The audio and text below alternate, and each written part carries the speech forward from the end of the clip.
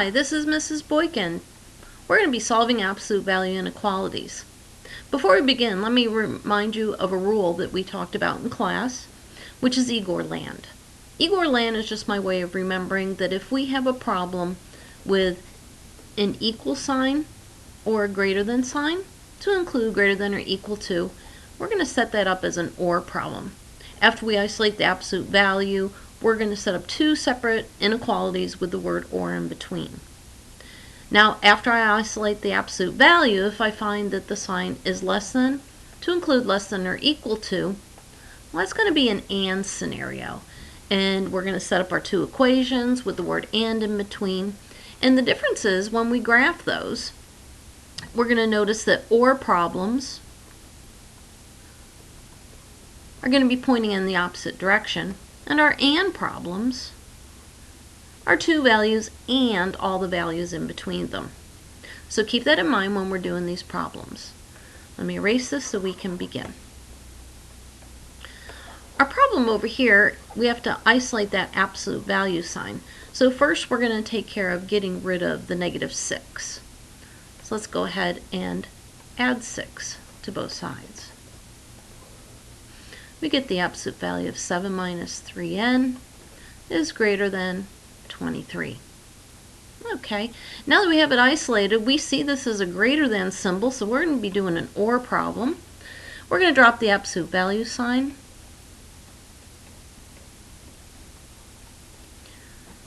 And we're going to set up our second equation. Now, since we're negating the opposite side, we have to remember to flip the sign. It's like multiplying this side by a -1, so we have to flip the sign. Alright, so let's begin with subtracting 7 from both sides. We get a -3n is greater than 16. We now need to divide by a -3, and remember the rule: when you divide by a negative number or you multiply by a negative number, you have to flip your sign. So let's do that first. Cancels out, we get n is less than a -16 thirds. And that's approximately a -5 1/3. You can feel free to turn this into a decimal to help you plot it. Let's do the other side. -7, subtracting 7 cancels out. We have that -3n is less than a -30. We're going to divide by the -3. I know what you're thinking. Flip your sign. And we get n is greater than +10. So these are my two solutions. N is less than -16 thirds, or n is greater than 10. Let's plot that. So first of all, we have a -16 thirds. And we're going to plot that with an open circle. And values less than that are shading to the right. N is greater than 10. Again, open circle, and values greater than that are going to be values to the right. And there we have our graph and our solution.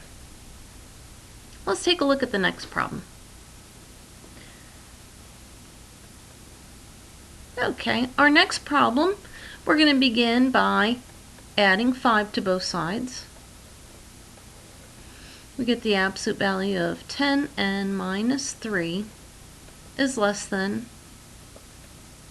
47. Now that we have the absolute value sign isolated, we notice that we have a less than problem. So we're going to type AND. And let's go ahead and drop our bars and go ahead and flip the sign and negate. There we go. All right, now we're ready to solve. So let's add 3 to both sides. I get 10n is less than 50. Now we can divide by 10, and we get n is less than 5. Let's do the other side. Add 3. 10n is greater than a -44, dividing by 10. n is greater than, I'm going to simplify my fraction, a negative 22 fifths.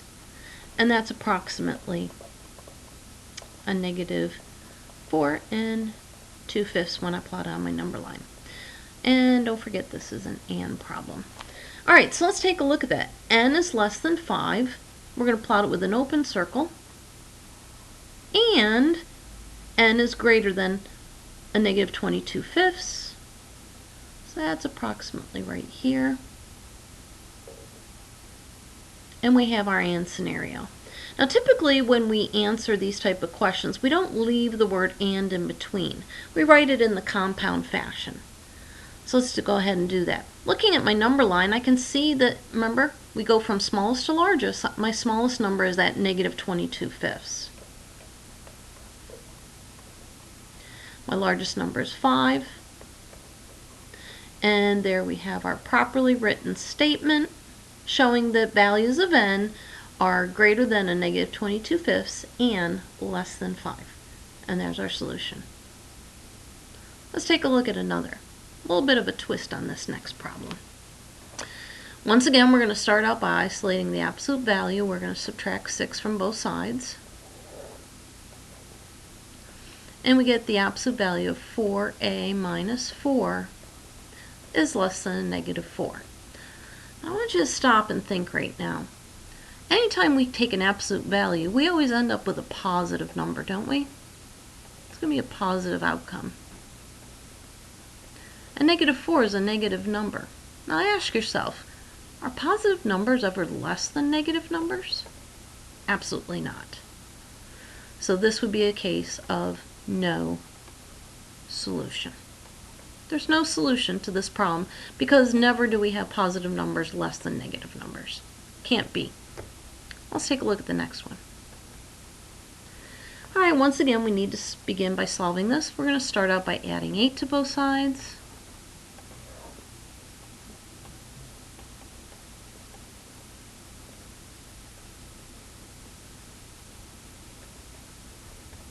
There we go. Okay, so what do we have here? We have a greater than symbol. So that's my or statement. So I'm going to drop my absolute value.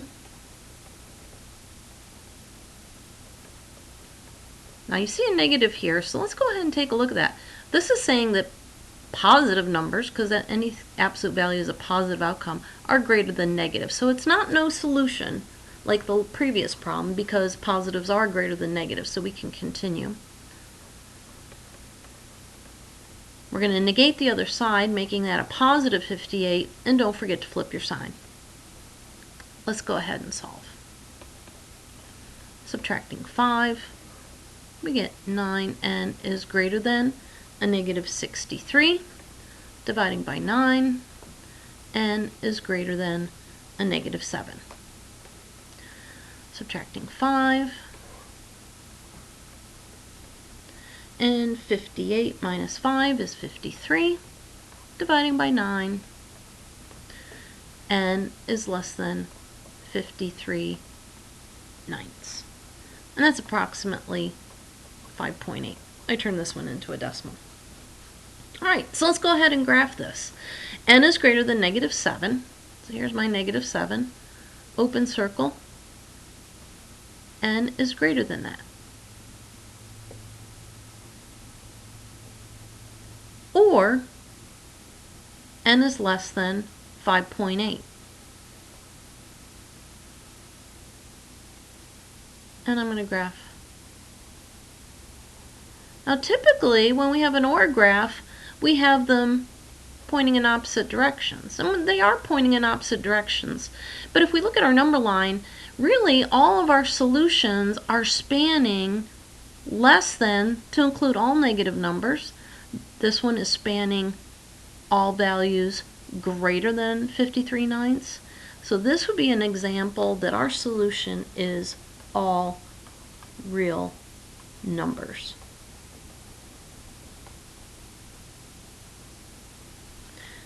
So please be careful when you get to these type of scenarios. It is an OR problem and we are going in opposite direction, but if you notice we're spanning all of the entire number line, going from negative infinity to positive infinity. I hope you found this video helpful. Don't forget to rewind, pause, whatever you need. If you need additional help, please come see me during CAV morning or after school. Thanks, guys. Hope this helped.